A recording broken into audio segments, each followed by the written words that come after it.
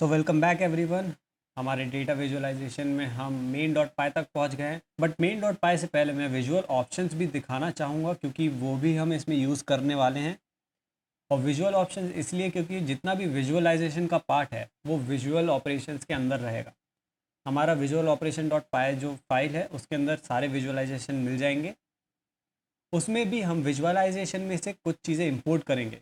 जो हमारी विजुअलाइजेशन की फ़ाइल है उसमें सारे विजुअलाइजेशन का कोड है, वो हम अगली वीडियो में करेंगे। लेकिन उससे पहले विजुअल ऑप्शंस देख लेते हैं। सबसे पहले हम विजुअलाइजेशन को इंपोर्ट करते हैं जो हमारी ही फाइल है, जिसके बारे में अगली वीडियो में बात करेंगे। और उसमें सबसे पहले फंक्शन को हम देखते हैं जो है यूनिवेरिएट एनालिसिस। यूनिवेरिएट एनालिसिस के अंदर हमने हैंडलर का पैरामीटर दिया है क्योंकि हैंडलर में से हम कुछ चीज़ें यूज़ करने वाले हैं। सबसे पहले उसमें एक वाइल लूप यूज़ होता है और उसमें 4 प्रिंट स्टेटमेंट्स हैं। पहले में हम यूनिवेरिएट एनालिसिस का टाइटल दे रहे हैं और बाकी तीनों में हम बाकी ऑप्शंस रख रहे हैं, जैसे कि हिस्टोग्राम, काउंट प्लॉट और फिर मेन विजुअलाइजेशन में वापस जाने का एक ऑप्शन।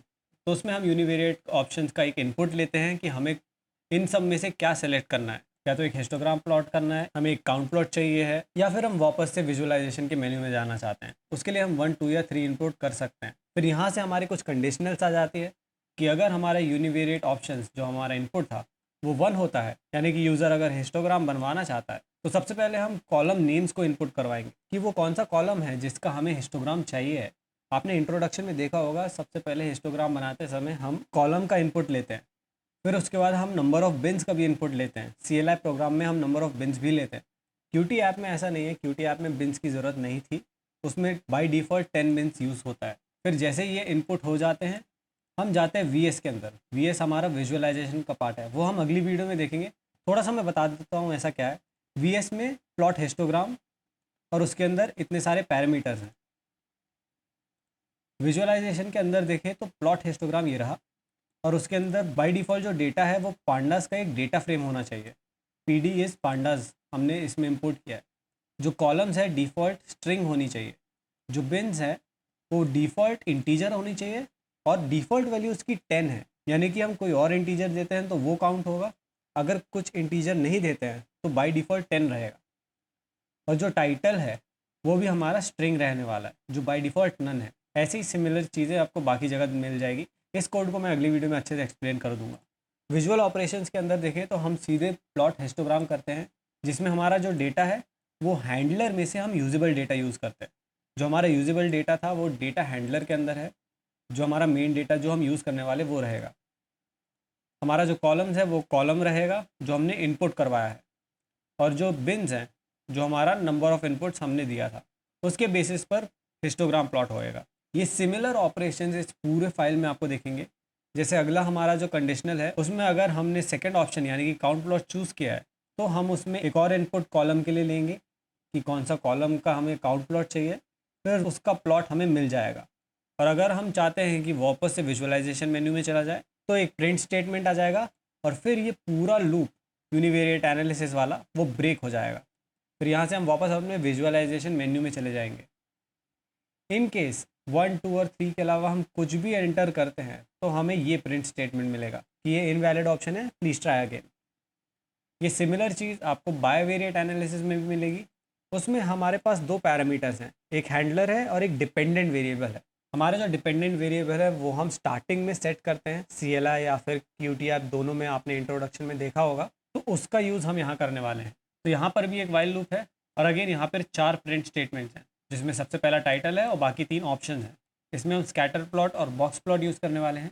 और सबसे पहले बायवेरिएट एनालिसिस के लिए हम यूज़र से इनपुट मांगेंगे कि उनको कौन सा ऑप्शन सेलेक्ट करना है। अगर यूज़र ने 1 टाइप किया था यानी कि उनको स्कैटर प्लॉट चाहिए, तो हम उनसे x वेरिएबल के लिए एक इनपुट मांगते हैं। y वेरिएबल हमारा डिपेंडेंट वेरिएबल रहेगा जो डिफ़ॉल्ट है। u के लिए भी एक इनपुट हम मांगते हैं। यूजुअली इसकी ज़रूरत नहीं पड़ती है तो डायरेक्टली एंटर प्रेस करके भी आगे बढ़ सकते हैं। और hue के लिए स्ट्रिप मेथड भी है जो वाइट स्पेसेस को हटा सकता है। और जैसे ये सब हो जाता है तो हम विजुअलाइजेशन से अपना स्कैटर प्लॉट का ग्राफ ला सकते हैं। उसमें भी डेटा जो हमारा रहेगा वो हमारा हैंडलर से यूजेबल डेटा रहेगा। एक्स कॉलम हमारा जो एक्स वेरिएबल इनपुट किए थे वो रहेगा। वाई कॉलम हमारा डिपेंडेंट वेरिएबल है और ह्यू भी वही इनपुट रहेगा जो यूज़र देना चाहे। अगर सेकेंड ऑप्शन सेलेक्ट करते हैं यानी कि अगर बॉक्स प्लॉट चाहिए तो उसके लिए भी एक्स कॉलम का इनपुट रहेगा, वाई कॉलम में डिपेंडेंट वेरिएबल रहेगा। वैसे देखा जाए तो बॉक्स प्लॉट में हमें एक वाई कॉलम की ज़रूरत नहीं पड़ती है, बट कुछ सिनेरियोज़ में ज़रूरत पड़ सकती है। बॉक्स प्लॉट अगर आप अच्छे से जानना चाहते हैं तो आप कमेंट सेक्शन में ज़रूर बताना, लेकिन फ़िलहाल के लिए हम सिर्फ इस कोड को देख रहे हैं। जैसे ये इनपुट मिल जाते हैं, हम विजुअलाइजेशन में से बॉक्स प्लॉट को प्लॉट करने के लिए मेथड यूज कॉल करेंगे। उसमें जो हमारा डेटा है वो हैंडलर में से यूजेबल डेटा है, एक्स कॉलम वही इनपुट वाला है और वाई कॉलम हमारा डिपेंडेंट वेरिएबल है। अगर ऑप्शन 3 सेलेक्ट करते हैं तो हम वापस से विजुअलाइजेशन के मेन्यू में चले जाएंगे और लूप ब्रेक हो जाएगा। उनके अलावा कुछ भी इनपुट आता है तो उसके लिए प्रिंट स्टेटमेंट आएगा कि इनवैलिड ऑप्शन है। फिर मल्टीवेरिएट एनालिसिस का सिमिलर कोड है, उसमें वाइल लूप के अंदर एक टाइटल और 3 ऑप्शंस का प्रिंट स्टेटमेंट है और यूज़र से हम फिर से इनपुट मांगते हैं कि उन्हें कौन सा ऑप्शन चाहिए।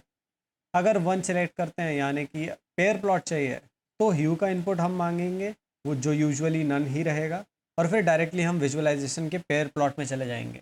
अगर ऑप्शन 2 यानी कि कोरिलेशन हीट मैप सेलेक्ट करते हैं तो फिर डायरेक्टली हम विजुअलाइजेशन से हीट मैप को प्लॉट करेंगे, जिसमें हैंडलर हमारा यूजेबल डेटा रहेगा। हीट मैप में पूरा का पूरा डेटा यूज़ होता है और सिमिलरली पेयर प्लॉट में भी ऐसा ही होता है। तो अगर आपका डेटा बहुत बड़ा है जिसमें बहुत सारे कॉलम्स हैं तो पेयर प्लॉट और हीट मैप थोड़े से हैवी पड़ सकते हैं और उन्हें लोड होने में ज़्यादा टाइम लग सकता है। अगर ऑप्शन 3 है तो हम वापस विजुअलाइजेशन मेन्यू में चले जाएंगे और लूप ब्रेक हो जाएगा। उनके अलावा कुछ भी ऑप्शन है तो इनवैलिड ऑप्शन देके एक प्रिंट स्टेटमेंट आ जाएगा।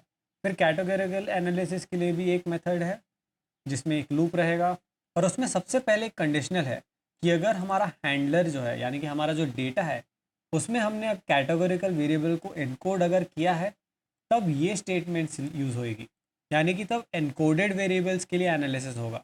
उसके लिए हमारे पास बार प्लॉट रहेगा, हीट मैप रहेगा। फिर इन तीनों ऑप्शंस में से सिलेक्ट करने का ऑप्शन जैसे बाकी सब में हो रहा था। अगर ऑप्शन 1 रहता है तो हमारे जितने कॉलम्स हैं उसको प्रिंट करेंगे ताकि यूज़र को दिख जाए कौन कौन से कॉलम्स हैं। उसमें से यूज़र अपना इनपुट दे सकता है और फिर उसी के बेसिस पे बार प्लॉट होएगा। जो यूजेबल डेटा हैंडलर में से है वो हमारा डेटा के अंदर जाएगा और जो कॉलम है वो हमारा इनपुट रहेगा। इन केस ऑप्शन 2 यूज़ करते हैं तो हम डायरेक्टली एक हीट मैप प्रिंट करेंगे। ये हीट मैप सिमिलर है जो हमने मल्टीवेरिएट एनालिसिस में देखा था। ऑप्शन 3 सेलेक्ट करने पर वापस से विजुअलाइजेशन मेन्यू में चले जाएंगे और ये ब्रेक हो जाएगा। उसके अलावा भी एक इनवैलिड ऑप्शन का प्रिंट स्टेटमेंट है जैसा बाकी सब में भी देखने को मिला था। अगर हमारा डेटा एनकोडेड नहीं है तब हमारे पास एक नया स्टेटमेंट रहेगा जिसमें कैटेगोरिकल्स एनकोडेड नहीं है, तो उसके बेसिस पर एनालिसिस मिलेगा। उसके लिए हमारे पास काउंट प्लॉट रहेगा और पाई चार्ट रहेगा। ये सिर्फ बेसिक एनालिसिस है, आप इसमें और भी चीज़ें अगर इंक्लूड करना चाहें तो वो भी कर सकते हैं। इसमें भी हम चॉइस देंगे यूज़र को कि उन्हें क्या करवाना है। अगर चॉइस 1 रहती है तो हम कैटेगोरिकल कॉलम्स को कॉल करेंगे, तो हम हैंडलर में से कैटेगोरिकल कॉलम्स को लेंगे और उसे कॉलम्स के अंदर डालेंगे और उसे प्रिंट करेंगे। फिर हम यूज़र से इनपुट लेंगे कि उन्हें कौन से कैटेगोरिकल कॉलम्स का काउंट प्लॉट चाहिए, फिर उसे प्लॉट करा जाएगा। ये काउंट प्लॉट अगेन सिमिलर है जो हमने सबसे पहले यूनिवेरिएट एनालिसिस में देखा था। यहाँ पे बस कुछ लिमिटेड कॉलम्स ही रहेंगे, वहाँ पे सारे कॉलम्स मिलते थे। सिमिलरली कैटेगोरिकल वेरिएबल्स उसे प्रिंट किया जाएगा, फिर कॉलम्स इनपुट किया जाएगा और उसी का पाई चार्ट भी बनाया जाएगा। और ये थी हमारी विजुअल ऑप्शंस की फाइल।